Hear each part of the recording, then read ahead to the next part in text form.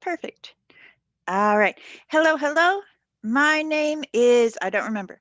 My name is Suzanne. You can call me Zan. It is also Poe Tess. You can call me Poe. Welcome to the Poe Show. Today is not about me. Today is the Girls' Day In.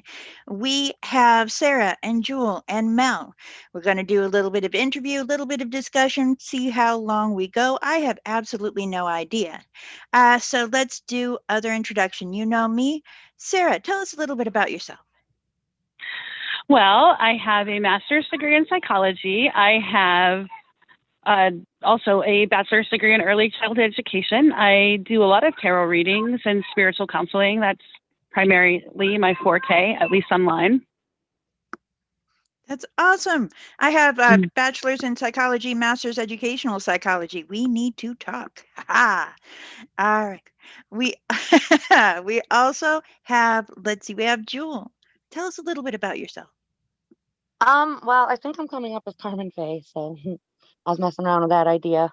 For me, I don't have any, um, I guess, what's the word I'm looking for? Official background in psychology. It's more, stuff that I've just been researching on my own and coming across. I do readings in my group, Jewels of the Moon. Um, What are your I think that's interests? about it. Netflix and chill. Nice. I got you. I agree. And Melanie, please talk a little bit about yourself. Well, let's see, I double majored in sociology and psychology. I am an astrologer, and my parents were in the Air Force, and I live in South Dakota, and our tallest building is probably about like 4 stories. Wow. So I am a country girl. I'm not a city girl, and I grew up out here. Like, well, I always consider this the Midwest, but really technically you're more in the Midwest. Yeah. Grew up like a country girl, but not necessarily a country girl, not on the country, but basically close to one. South Dakota is about 10 years behind like bigger cities. I won't even talk about how behind Terre Haute, Indiana is. Let's just remind people. No, I was going to say something. Somebody, a political figure, is from here, and I just hope he doesn't come back here. All right, so skipping politics, let's jump right into the interview. Beginning with Sarah, what spiritual paths have you explored, and why did you choose what you follow now? I don't really follow any specific spiritual path right now. I'm very eclectic. I just take things from different ideas that I have read. I mean, I grew up kind of with like a Native American Christian background, so I take what I like from those. Actually, specifically, Catholic was my background growing up, so I take what I like from those and I kind of incorporate them into my life.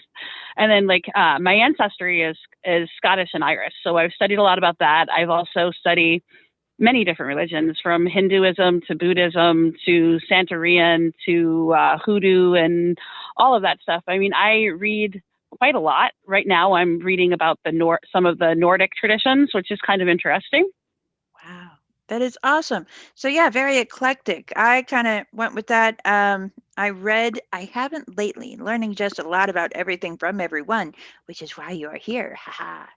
So Jewel, how about you? What spiritual paths and why are you on what you're on now? Um, I would also say that I'm eclectic. I was raised by parents that were very, very opposite. My mom was more like a laissez-faire and kind of agnostic, but my dad was more like a super strict Christian. So, kind of having both ends of that extreme, I realized that my mom's hand-free approach really wasn't enough, and my dad's more rigid approach, it was just too much. Mm-hmm. So I guess I needed to find myself somewhere in the middle. I think that that's extremely difficult to do because when I was a kid, I dealt a lot with like claircognizance, which I think we discussed in one of your other shows. Mm-hmm. So I didn't really have any tangible reason to know these things, and so to others, what I said was out of context and out of line. So I was kind of like that crazy kid that said the darndest thing. That's awesome. I love that. Yeah, it reminds me, what you were saying reminds me of styles of raising children.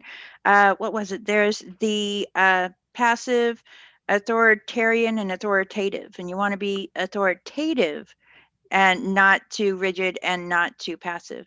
So yeah, that's some great insight there. I wrote a paper on that actually in school. You So did I. remember. Yeah. So Melanie, tell us, how about your spiritual path and what you're doing now? Well, let's see. Both my parents were raised heavily in the church. My dad is Southern Baptist from Detroit. My mom is originally from Louisiana, moved to Chicago. She said that she grew up. She called it the kissing cousin to God, like it's not. It's like 7 Day Advantage, but basically they couldn't wear pants. She left the church. My father had went to the Air Force, but for me, I'm the youngest, so I got away with a lot more stuff. My parents did not raise me heavily in religion. I started exploring astrology at a really young age. They actually kind of left it up to us children what we wanted to do, like religion-wise. I am baptized as a pagan. I do consider myself a pagan. I have explored and researched deeply into other religions, like even to the point of even going to the church just to see. I don't know. My most favorite though is I like a lot of the Irish and Nordic stuff compared to more of the Egyptian. But I consider myself a pagan. That is awesome. Yeah, I don't know what I would do. I always wear pants. Well, I don't always wear pants, but that would that drive was me. the other part of the question. Oh, sorry. Go ahead. Oh, so basically, yeah, like I'm more pagan too, with like in the general spirituality. But I think that it's important to note that I chose these things because they spoke to me. Like they sparked me. They sparked my passion. They allowed me the possibility of seeking and achieving my personal truth. Mhm. Exactly. All right, that's awesome. Let's see. The next, do you believe psychology is helpful, and is it something separate from spirituality, or how do they work together? Sarah? I do think they're separate. Psychology is more like the actual study of the mind, where spirituality is how a person connects with their body, mind, and soul. So you would use several psychology concepts when you're exploring your spirituality or when you're discussing it. Like if I was in a client meeting and we were discussing spirituality, we'd use a lot of psychology terms, and I'd use a lot of things that I learned when I was in my doing my psych degree, in counseling them and how to find the path that's best right for them. But psychology is more like the study of, where spirituality is where you're studying yourself and to see how your mind connects to your individual body, where psychology is just a broad term for studying everybody's mind. Mm-hmm. If that makes sense. Oh, yeah, absolutely. I wish that the college courses allowed more discussion of spirituality. I like how Jung brings it in, but not a lot of the others do. What do you think, Jewel? Whoops, I was muted. I think whether or not to combine psychology and spirituality or separate them, I think it's more of a personal choice, I guess. I mean, I get where Sarah's going with it, but it's like situational for me. So like circumstances, like people can be really unique. So like in my experience, there's times when it's best to suggest separating them, or at least leaning more into one more so than the other.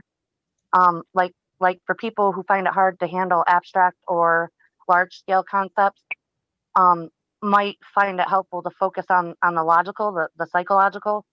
Mm-hmm. Because I think logic can be a grounding and centering force, but like someone who's too logical and rigid might need to open themselves up to something more fluid and adaptable, which spirituality can provide the potential for. So like a well-balanced person, I think, is capable of handling both, but some choose one over the other, and I think that's okay if it works for them without causing the sense of being unbalanced or unfulfilled. That's very good. Yeah, it reminds me of the left brain, right brain sort of thing. So which one you're more naturally attuned to. So that works out very, very well. And Mel, what do you think? Well, I think that can't have one without the other when it comes to certain aspects of in life. But I agree wholeheartedly with Sarah that one is definitely the study of the mind, where the other one I believe is more connecting to the soul. Mhm. But if it wasn't for psychology, and if it wasn't for all that, that's what brought me closer to my spirituality, is psychology. So I think that they definitely go hand in hand, and they definitely do need each other. And I think that by studying both gives you kind of more of a bird's eye view into a lot of things, especially when it comes to spirituality. Mhm. And I also like to I actually bring in a lot of psychological concepts and with my clients and everything, because well, that's what got me into astrology, actually, is the psychology of people. Oh yeah. I remember when you first started on my chart, what I love about Mel's approach is she brings everything in. You work with her with a chart and she'll bring in the tarot, she'll bring in the psychology, numerology, you name it. And I think with the panel that we have here today, it brings it all together. You all understand these different aspects and how they interact with each other, and how in some ways sometimes it's just different language for similar ideas. All right, that's awesome. What questions do you consider most important to guide your life decisions and to guide your spirituality? Sarah. I think really getting to know yourself and aligning yourself with what your goals are. When you focus on where you want to go, what you want to be, then everything kind of comes together.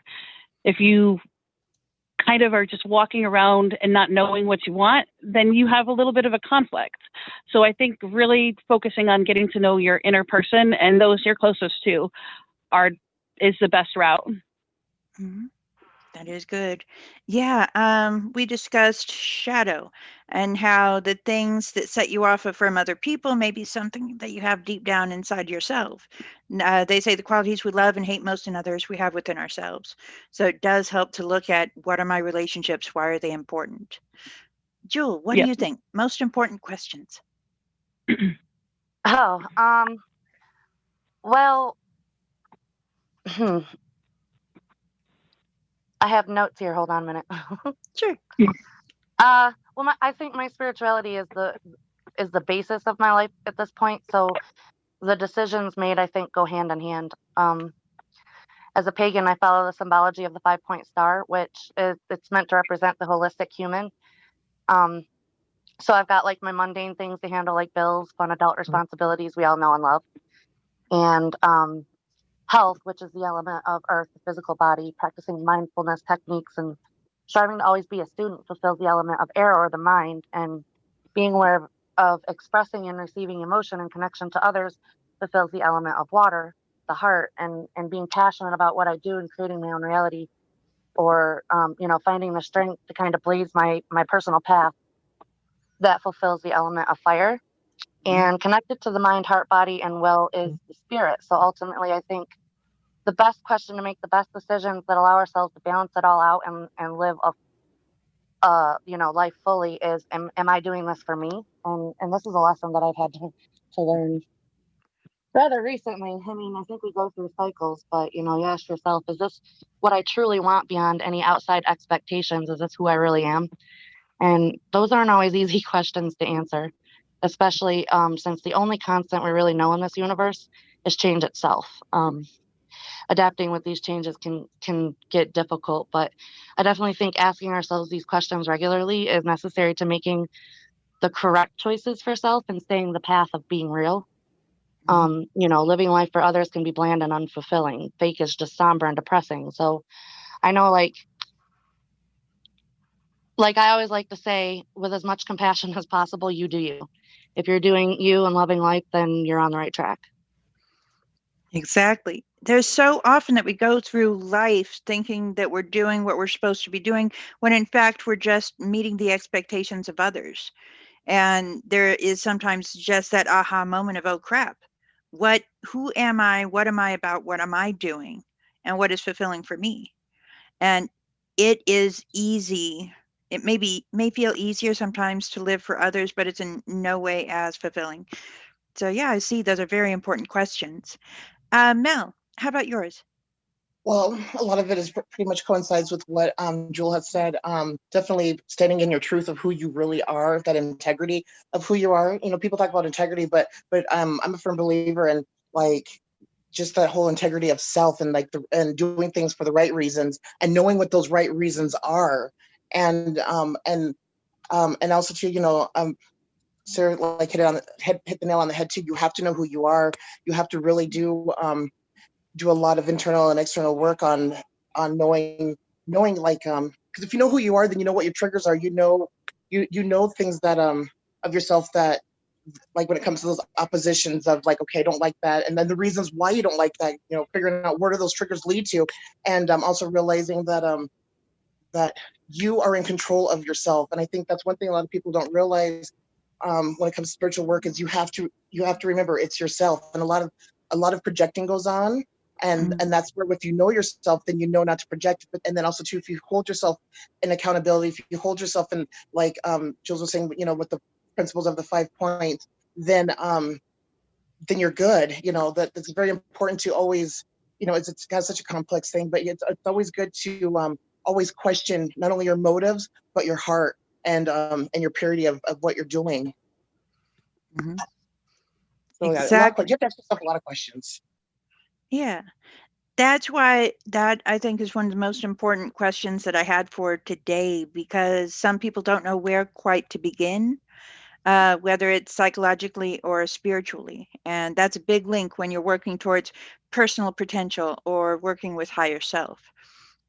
Now, with some of the interests that we share, other than American astrology that a lot are familiar with, and Chinese astrology that some are familiar with, what other forms are there of astrology or that sort of exploration, and how do they differ? Sarah?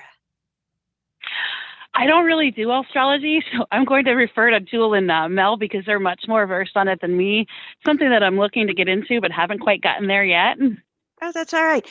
Do you know what is your sign in Chinese astrology? I do not. Ooh, that would be Oh, interesting. I do. I know what you are. How did I know? I knew it. Go ahead, Mel. My astrology girl. Yeah. Chinese, I think I'm an earth dragon. Oh, she's the lucky one. She's an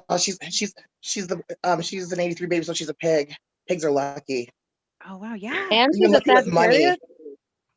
Well, she's a Sagittarian sun sign, but in Chinese astrology, yeah, she's the year of the pig. And that 83, that's the water pig, and water pig. I hate you guys because you guys are lucky, and you guys are the most luckiest in Chinese astrology too. So I'm still making. Jules is a dragon. I'm still making connections with astrology. Yep. Mel's the queen on this one. I got you. I agree. Sarah. Yeah. Oh, Kristen says she's a water rabbit. I am a wood rabbit. That is interesting. Oh, I love rabbits. Rabbits are my favorite. Yeah, Mel and I are definitely connecting in different ways. It's very interesting. So, Mel, how about you? What is your Chinese sign, and are there other forms of astrology? Oh God. Okay, so I am a metal monkey. Cool. Monkey, right? Yeah. And so there is. Well, I do all different forms of different styles of astrology, but there's Chinese astrology. There's like Alexander. He does Native American astrology. He's actually really good at it. There is Aztec astrology. There's even a Jewish Kabbalah form of astrology. And then tarot is actually a form of astrology, just in card form. A lot of the practices that like we do, mystical, community is all astrological based. But then there's also tarot. There's a lot. I mean, there's like over like 100 forms of divination practices, and a lot of them do tie back into astrology. But yeah, so I mean, there's just so many different kinds. But Chinese astrology is my next one to master while I'm mastering medical astrology. You say medical astrology? Yeah, Ayurvedic medicine. A lot of it's based off of medical astrology, where basically it's one of the things that's missing right now. And with Western medicine is, everybody is different. Everybody is their own little unique little snowflake, right? Well, that same thing goes with your natal chart to your health and to your body, because the natal chart actually lays out to your body, to each organ and each body part correlates into a zodiac sign and a planet and a color and a number. Oh, that's right. Yes. Mel provides these insane charts of how this stuff relates. And you just, so between Mel and Alex, my brain is just pudding. It's just warm, buttery toast. Forget about it. All right. And the medical astrology, can I say something real quick? Oh, yeah. Sorry. The medical astrology that Mel's talking about, if you take any sort of herbal classes, I'm working on my master's in to be a master herbalist, they actually require you to study some of that. Very not into the level that Mel does astrology by any means, but you have to take the body and all of that into consideration. I'm actually just starting that unit in my classes. Oh, that's awesome. Yeah, I that's think I it's cannot wait for her to interesting. graduate so then I can be her first student. I think it's Yeah, I think it's interesting how there are actually multiple different things like psychology elements and astrology that you can really apply to a lot. yeah. I loved the combination, the description of using archetypes and tarot, using the tarot to tell an archetypal story. I just adored that. Carmen says she would love to know more about that. I don't know. Mel listed off lots of stuff. I can't keep track. So yeah, there's a lot to learn. Uh, what guidance do you find most useful? Psychology, astrology, oracle, tarot? Sarah? I don't know if there's any one that's more useful than the other. I like the combination approach. So if you take your own psychology of yourself, just if you're analyzing yourself and look at that in conjunction with whatever divination practice you're using, whether it's tarot or I Ching or oracle or osteomancy practices or anything along those lines, and you apply them in conjunction with everything you already know about yourself and in conjunction with what you're learning about yourself through the process, you're going to have a better rounded view of your life and what's going on in it, or what possibly might even happen in the future. I I like that. concur. Now, what is osteomancy? Osteomancy is the art of reading bones. Oh, I saw a bone discussion the other day. I was lost. I was like, okay, they're pretty. I love it. I read. I have like a whole bunch of different bones and teeth and stuff that I read with sometimes. I don't get a whole lot from it. I love it. It's very interesting. Cool. Jewel, what was that? Oh, sorry. Well, I just said I don't have any, but I just want some. Yeah, nice. So, Jewel, what guidance do you find most useful for you? Like Sarah said, I think they work about the same way. So I think like Oracle and Tarot would be they would offer similar useful advice, but I think that this is dependent on the reader, their preferences. Also, to add to what Sarah said, I think most good readers are aware of their own baggage and their biases, so they can separate it from the messages received for the people that they're reading for. But like if they're not of a logical mindset and have psychology in their pocket as a tool, then it's gonna come through in the messages that they're delivering. So I think that that's kind of helpful in sort of recognizing not really fact from fiction, but if you kind of get what I mean. So like weeding out those personal biases and detecting any sort of like social conditioning is really helpful when I'm doing readings. Like stigmas and stereotypes, you kind of have to keep in mind because they can actually, like Mel was saying earlier, they can be triggers for people. So for like, they're really sensitive to the people who hold those views. So it's important for us to understand them, and particularly our own triggers, be aware of, embrace certain differences, and be level-headed when assisting other people with dealing with their stuff. So, and then there's cultural. That's a part of who someone is. So as a reader, I think that whether I believe in them or not is irrelevant. My job isn't really to use a cookie cutter, I think, as Cass says, to mold people into my own expectations, but to open myself up enough to be at least tolerant and give the help that's needed on an individual level. Mm-hmm. And I think that's the beauty of mixing the psychology, something logical with the spirituality. It's really the best of two worlds. That way the reader's thoughts and heart are with their client, and it can make a huge, really beneficial difference. I agree. And I like how you brought in other people, because I think with this question, that's also another concern of mine.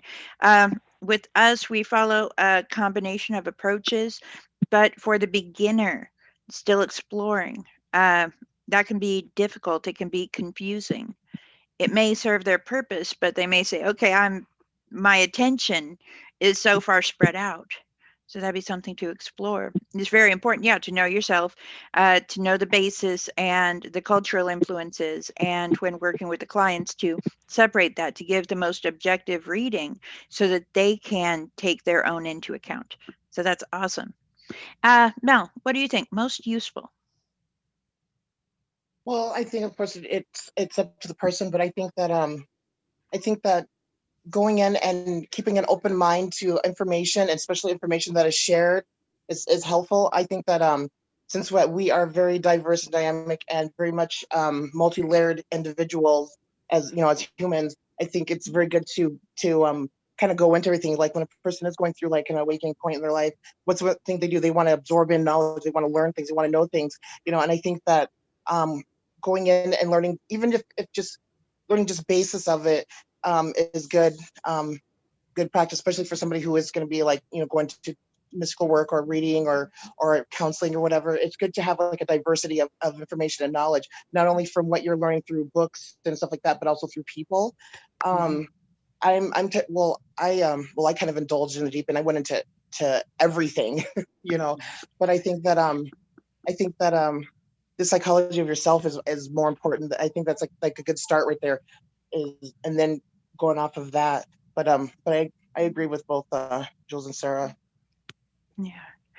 I've been talking with Alex, and there's the idea that I want to learn all of this and I want to do things, but I believe that based upon my belief system, my upbringing, my education, I need to work on myself first.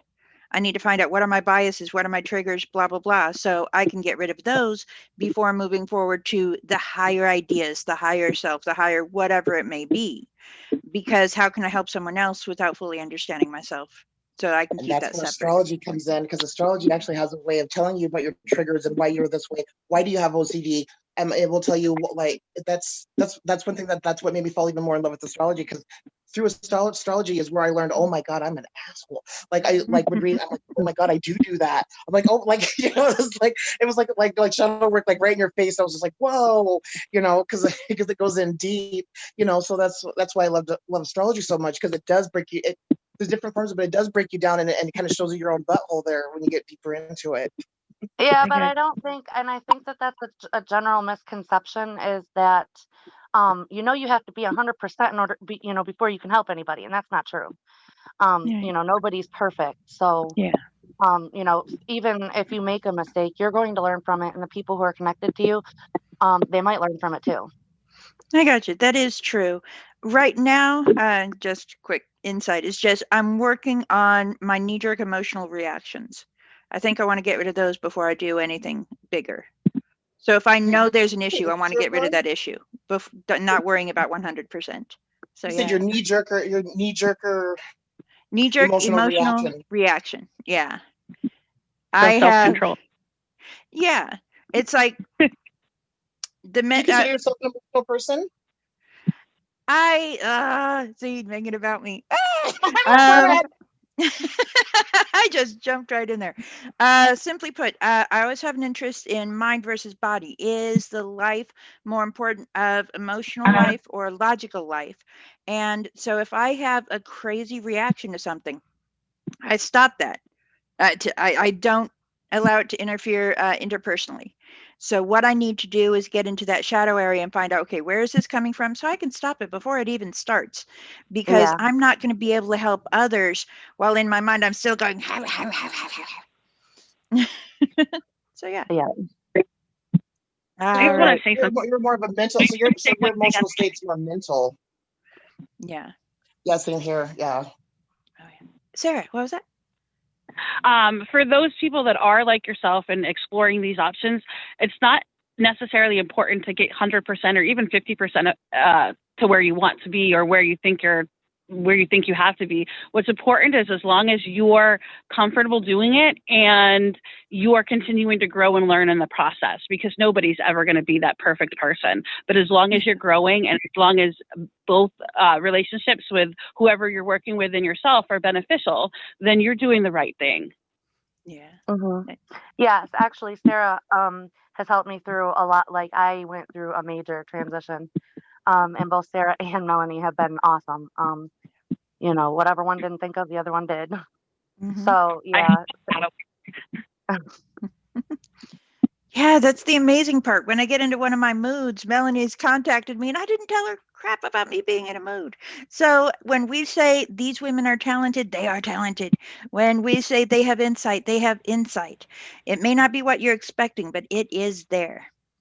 Or All right. even what you want. Yeah, it may not be what you want. Nope. And that's very important, to learn what you want and to be able to accept the information that may not be welcome, because it's important. It may not be our timing.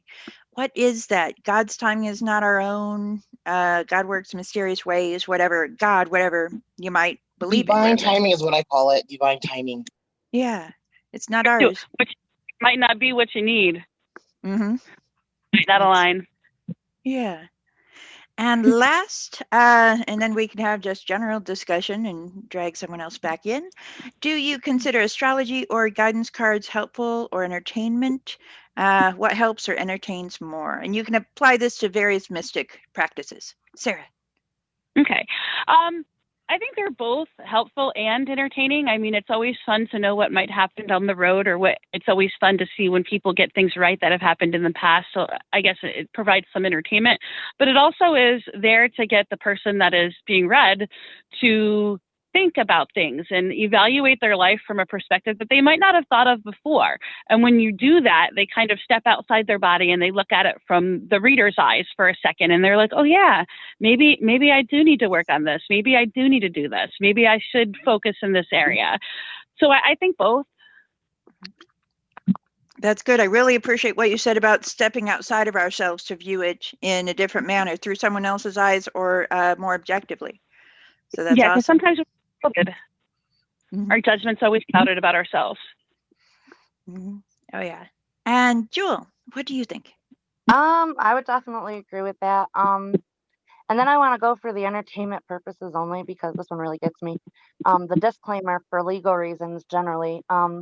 So I at least partially understand that, but as disheartening as it might be to say, I think that, like Melanie was saying earlier, there's a lot of people out there who either refuse to, or they simply don't know how to take accountability for their own actions. So, you know, a reader gives this type of person advice and they take it literally, or like it's written in stone, and they base their life decisions on it. You know, for some people, it's easier to hand the decision to a reader than to process it on their own with a little bit of outside help. But in reality, the client actually made a choice. And if it goes south, sometimes they do try to place that blame on the reader for being wrong. So like it's not always the reader that leads them astray, but their inability to take the reins of their own chariot, basically. Because we definitely don't know everything. I mean, we're insightful, but a reader who claims to know everything, that's not a reader that I would really want to consult. But I also think it's a catch-22. Like it's like a preconceived notion that readers are supposed to provide entertainment. So it's not really taken seriously. And that's kind of, you know, like that's the catch-22 about it too. Because we get a lot of people who like to reader hop. Yeah.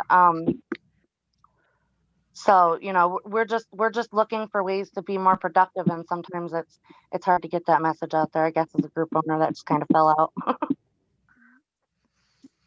I can see that, like the reader hop. You didn't give me the answer I wanted, so I'm going to find someone who will, or some such. Or there's also the other extreme of you go to a reader, they tell you something, and you don't do anything about it.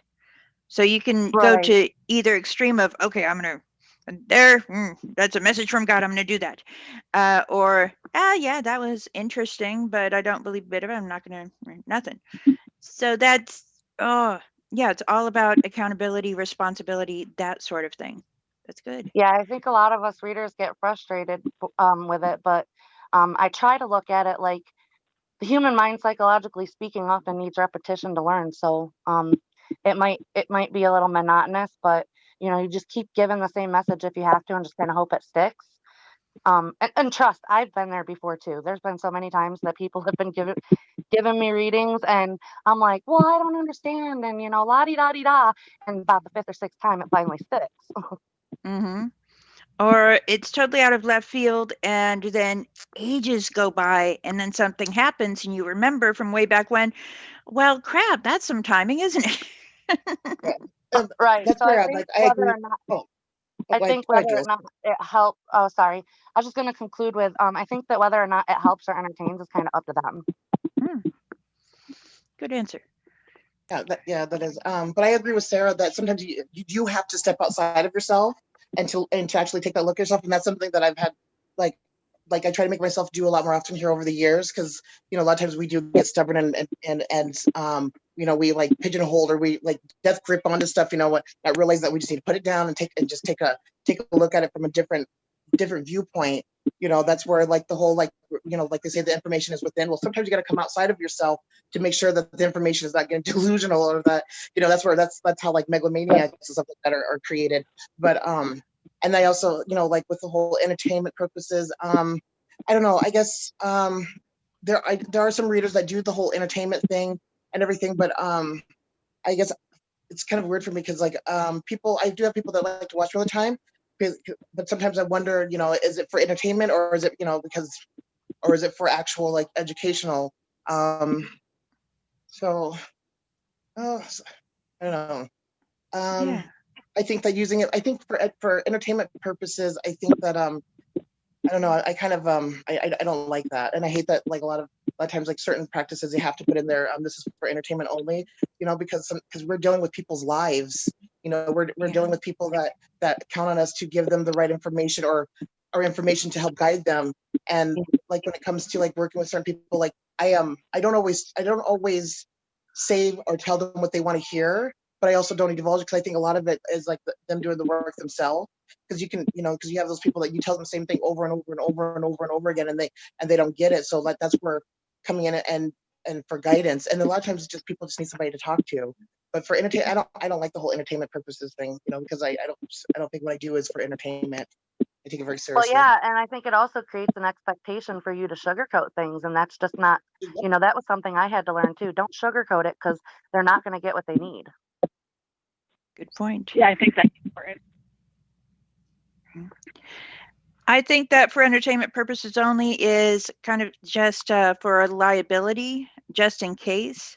And for instance, for someone like me, if I were to do a reading, I would definitely have that disclaimer, because I try to avoid that. I am in attitude largely Muggle. I have great collections of tarot cards. I play with them, but I don't know for crap. So I would be upfront about that. So I can draw a card, but maybe not. That could be something else coming through. So for me, it would be maybe entertainment. For me, I'd have to have that disclaimer. But for someone with experience and knowledge like all of you, yeah, I would follow. So maybe it just depends. All right. Go ahead. I agree. Mel, go ahead. I'm sorry. I thought I was done. I thought I answered the question. Oh, you had. I just thought I heard you say something. Oh, no. I was just, I agree. Like for some people, yeah, it could be entertainment, and especially for people that are just getting into it and everything, yes, I can understand the disclaimer where you don't want for liability issues or any type of legal issues, because it could happen. But so yeah, I definitely agree. All right, that's awesome. Does anyone have any other thoughts on these questions thus far? I don't think so. I just, I think when you're doing a reading, when you're the person giving the reading, I think it's important to maybe not push the person that you're reading for in any directions. That way they can make their own choices. And as a person that's sitting for a reading, it's important to take what you what you're given in the reading and apply it to your life, but don't do it just because a reader told you to. Actually think about it and make a conscious choice as to whether or not you think it would be effective in your life or your situation. Yes, thank you, Sarah. That was the point I was going to make too. Is directing, pushing, because we have a lot of readers that will have done that, where they'll give advice, they'll give out their 2 cents, and they completely go ape shit when a client doesn't take their advice. Like for me, here's my 2 cents. You can leave them at the door. You can throw them on the floor. You can cash them in. You can do whatever you want. I'm not going to lose any sleep over it, but some people will. Mm-hmm. Yeah, and that's another thing to be aware of. Those who give these leading statements, these leading advice, and they say, well, this is your reading, but oh, now you must do this. Now you must continue to follow me. You must continue to do this and that. And Now, yeah, if they don't make the decision on their own, it's really not bound to end up well anyway, honestly. They have to be able to make that decision, and if they don't, then the potential for them to learn anything from the decision that they made is much less than it would be if they were to make that decision on their own. I agree. Yeah. All right. That is it for my personal questions. I would like to invite Cassidy in for any withheld commentary or any questions he might have for everyone.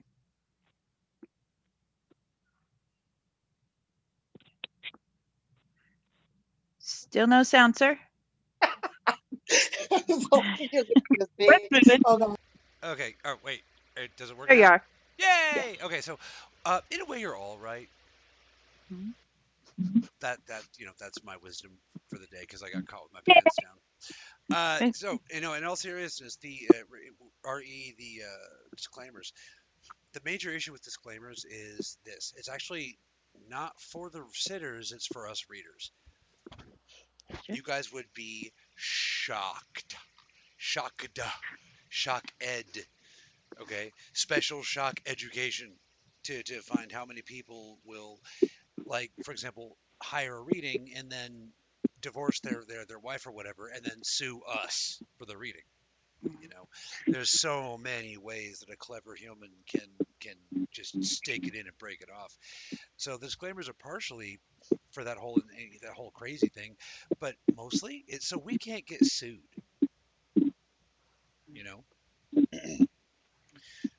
But that leads to problems with, like, some of the bad intention readers that you guys mentioned before.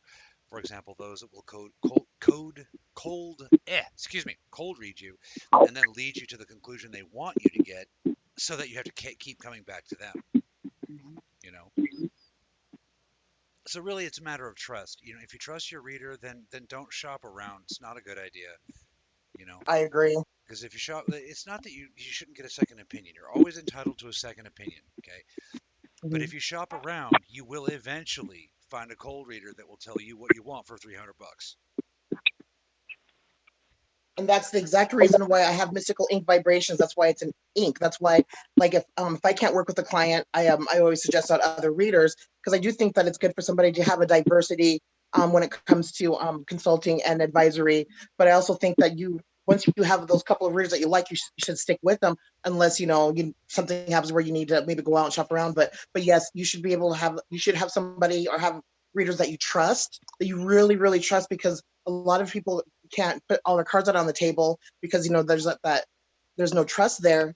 And it becomes kind of a bonding, when you have certain like with me, have certain clients that you've built that bond and that trust with. And and like, so if I'm not available, I'm going to recommend somebody that I feel that that's going to be equally good, and that I trust, that I know that they can trust. So yeah, so a lot of times, but it's good to have those that you trust, and not to continuously psych a cop. So yeah, I agree with Cass there on Well, that. yeah, because if you're giving them the truth, even though you don't want to sugarcoat it, you can encourage them, and encouraging isn't going to seem very real if you don't have that connection. Yeah. Building on Mel's point, though, the operating word is not like, it's trust. Some of the worst readers, nastiest scammers in the world will be the ones you like the best. And sometimes the reader you need the most is the one you like the least. Mm-hmm. I agree with that. And also, like sugarcoating, I think it's important to not sugarcoat things, but deliver the message in the most accepting and nice way possible. Even if it's not a good message, you can kind of word it to where it's easier for the person being read to accept. Mm-hmm. Unless you mean you have weird relationships with people like with Andrea, and then you can yell at them, but you're allowed to do that. Because like, you know, sometimes that it completely cuts out. But of course, I have a couple of clients that's like a relationship.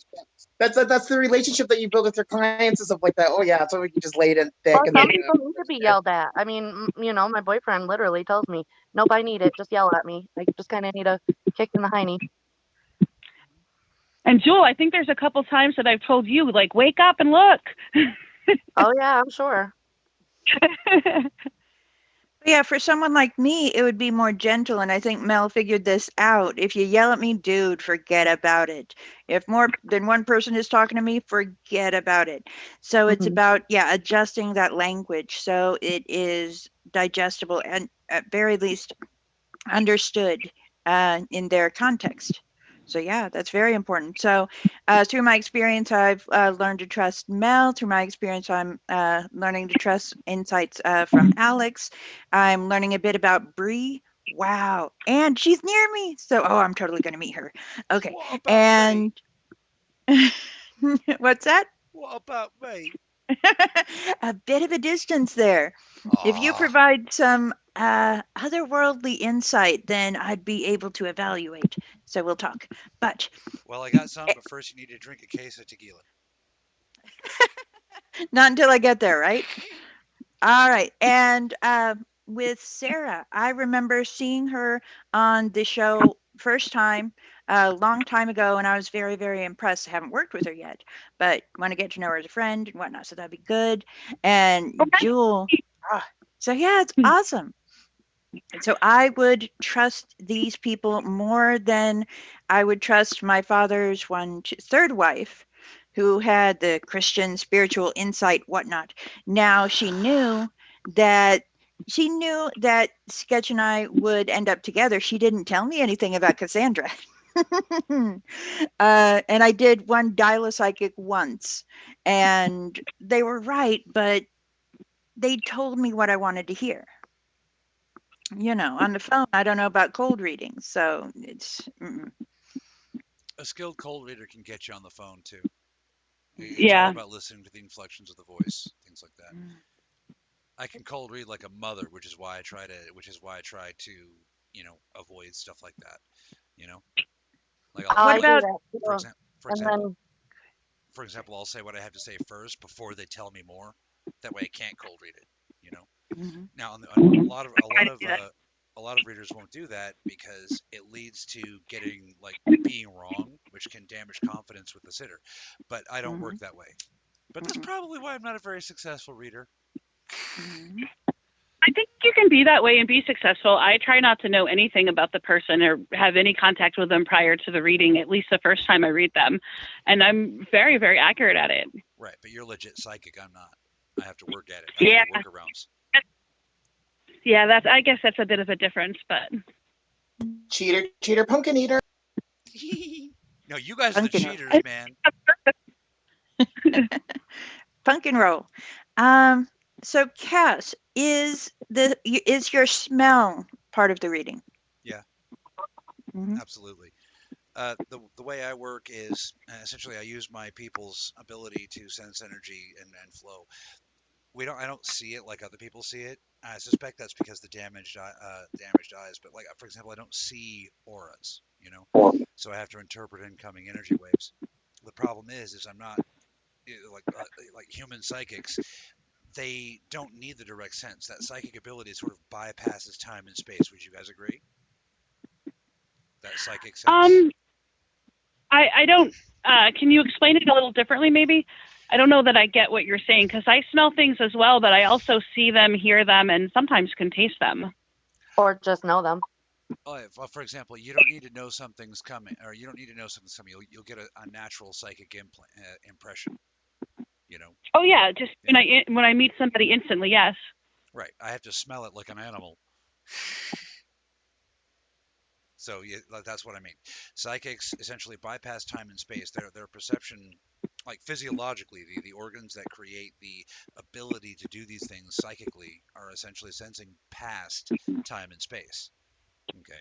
Right. I get what you're saying. Yes, Yeah. I agree. Right. And now the organs that do that in my skull are damaged.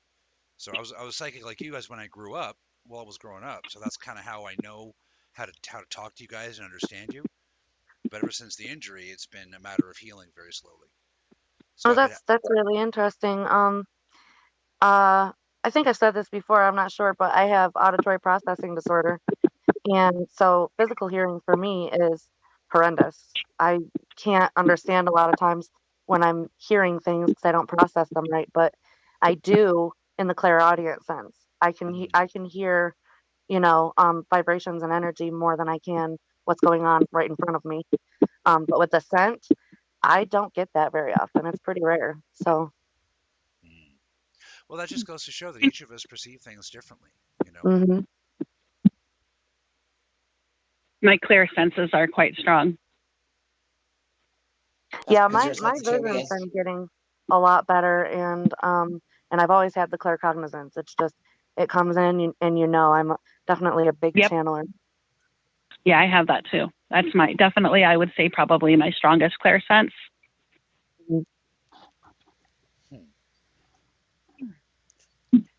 Mel, how about you? Check, check. For me, okay, well, my clear audio is the weakest.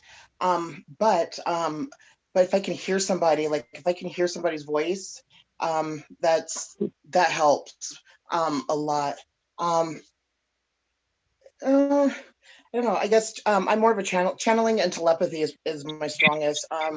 But I don't like to call myself a psychic. I like to refer to myself as a mystic or an oracle. Check. Yeah, don't you call yourself an oracle on Facebook? An audience, is that better A with the mystic. voice? I'm a mystic. So, call myself a mystic because there's a stigma to being psychic because when you say you're psychic, the first thing that people do is like the number 6, and you're thinking of the color red, and but but when it comes to like the clairs, you've got people that are like Sarah who are able to have them all activated all at once, and then there's people who kind of go in and out between some of them, and then there's some that just need to be strengthened. But I've always been able to channel. That's how I became aware of my abilities as a child, was channeling information. Hmm. Gotcha. All right. How is the audio for Cassidy now? Is it better? Check, check, mic check. Anyway, we got about 8 minutes left in the show, by the way, Poe. All right. Unless you want to do What overtime. we can do, just a bit of overtime. I will need to say goodbye to Cassandra in just a bit. What advice would you give for those starting out, everyone? Get a good mentor, or a I couple of them. agree. And read a lot. You can learn a lot from reading. Even if what you read doesn't apply to you, you can learn how other people see things and other people worked through whatever they're doing. Even if you read a book and you're like, wow, I can't really apply this to my life, later on you can apply it to other people's life, maybe that you're working with, maybe that you're just friends with. I would say those are good. Those are good things, and I do not disagree at all. But before that, I would say sit down with yourself and decide ultimately what you believe to be right and wrong, and anchor those things, because you will, if you're gonna do this, whether you're trying to explore your psychic abilities or trying to learn magic or whatever, you will be tested. Hubris comes for all of us. Okay, you will at some point, some spirit, some entity, some other psychic playing a trick will tell you, go do that bad thing. We're gonna quote George Carlin here. Go take a shit on the salad bar at Wendy's. And if you're not anchored in yourself, you might think that's like God or something talking to you, and do it. Okay, decide who you are, decide what's right and wrong. Never push those boundaries, no matter who or what tells you to. I can definitely agree with that, Cassidy. it's a little bit about what I've talked about earlier when I was saying know yourself, learn yourself, and who you really are. Yeah, you build. That's what I said. Building on your guys' points. So, or did I make that clear? Oh well. Either way, y'all heard it. Yeah. Sarah said it So, first. so when you're coming into your ability, how do you battle that hubris? Remember Knowing who your you are. triggers. Yeah, I think you need to learn your triggers, but you also need to go back to exploring yourself and figure out what it is that your core beliefs are. You have to really focus on that and separate who you are and what you believe from absolute and not absolute, for lack of a better term, and Social focus on programming. that and get through it. Yeah. Figure out what is social programming, what's parenting programming, what is just a repetition of just beliefs that that a lot of people they believe in things only because they've always were led to believe in it. Again, social programming, parenting programming. Another thing to That's keep, Go ahead, Cassie. Sorry. Another thing to combat hubris is know your limits. Now that seems like a bit of a like counterintuitive when this is all based on the ability to believe and have confidence. But at some point you're going to start feeling like you're way powerful. You'll start to feel like, oh, I can get into people's minds. Okay, so that's where for Cassidy science comes in, because science will tell you whether you can actually really honest to goodness do something, or if you're just telling yourself porky pies, you know. Like, for example, I would love to pretend to be the big Grandmaster Space Daddy Alien, but I can't even do simple Luke Skywalker tricks, so that keeps me brought down, you know. That's important. I think that's comes down to being humble. Exactly. It's remain humble, no matter who you are and what you can do. No matter how great your gifts are, there's always somebody better. So never claim to be that best person. Just be you. I don't identify myself as anybody that I don't even identify myself as a mystic. I don't label myself anything than my actual name, which is Sara Lynn. That's just me. That's what keeps me humble. That's who keeps me who I am. I align myself with my own goals and my own reality. And that helps me to kind of keep my focus. Mm-hmm. I think it's just along the lines of, I think that, even though we have individuality, we really are all connected, and there's always going to be somebody below us and somebody above us, somebody pulling us up and we're pulling somebody else up. So, it's just kind of like a chain. I actually have several mentors. Huh? I said, not me, I'm perfect. Right. I actually have several mentors, and there for a while I didn't, and they just kind of all came into my life at once, which is awesome. But one of my mentors, something that he told me helped a lot too, is that when you are doing a reading, this goes off of what Sarah was saying, when you give a truth, take a truth. And that's how you can learn, through giving your services to other people.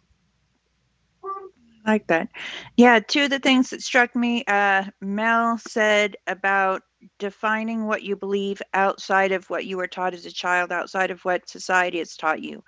I could have followed and stuck with Episcopalianism of my family, but I wanted to explore, and I went beyond that. I determined this is what I've received, but this is where I'm going. And with the humility, the idea of it being called gifts. These gifts are given to you. These gifts are things that you're building upon. They are not necessarily, this is me, this is rah, rah, rah, rah, rah. It's something that you've received that you're able to share to pay it forward. Yeah? I like that.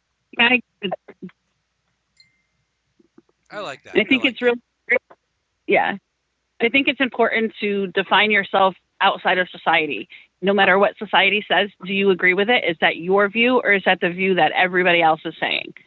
And that's what you got to come to terms with, especially in this line of work, because a lot of society doesn't believe in it. A lot of society casts doubts and stuff like that. So if you are okay with it and you do it and you share your gifts with others that are meant to come to you are going to come to you, and you're going to grow and learn from each other.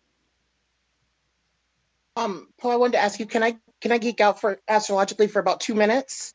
2 minutes. I have to point something out that I noticed at the beginning of the show. Sure. Okay, so I'm an Aquarius, so that's 11th house, and that's my original quote unquote home placement. Poe, you have Saturn. You have Saturn in your 11th house.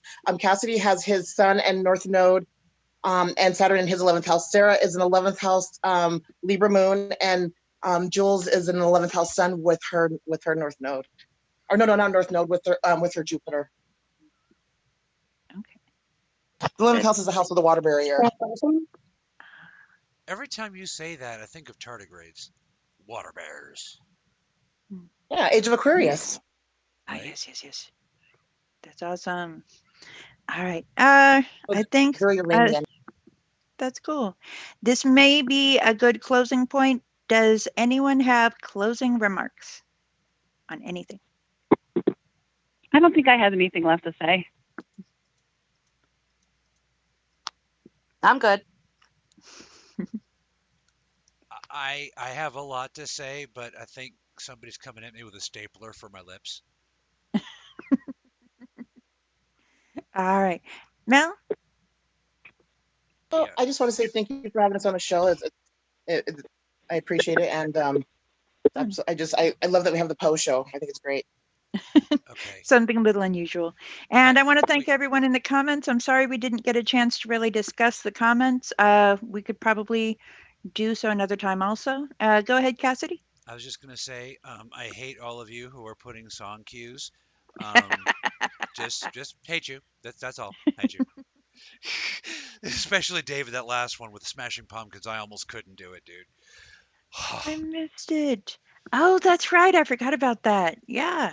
Don't. Oh, God. He Urge needs to to sing a sing song. It's burning Rising. within him. What? Just Ah. let him do one. What was that? Just let him do one. Just do one. The killer in me is the killer in you. Send this smile over to you. That was for you, Rebecca, for you.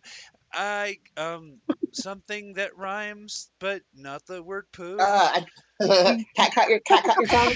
Yeah, Birdie caught your tongue. I think my tongue ran away.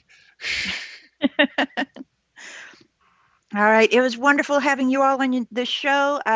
It provided a lot of insight about you, about what we're doing here, and hopefully some help for the audience. Thank you all for being here, both audience and guests. And what is it I usually say? Be good to yourselves and each other. If all else fails, take a nap. Take a nap. Yes. All right. If we're good. All right. Don't forget to check us out on YouTube. Hit that like and be sure to share. It's the only way we can grow. That's all the time we have for now, dear lights. Thank you so much for joining us. If you enjoyed the show, don't forget to hit that like button and share with your friends. We have a great many people to reach, but we are only as strong as our signal. The world can be a scary place, but you don't have to face it alone. We love you, everybody. Be safe out there.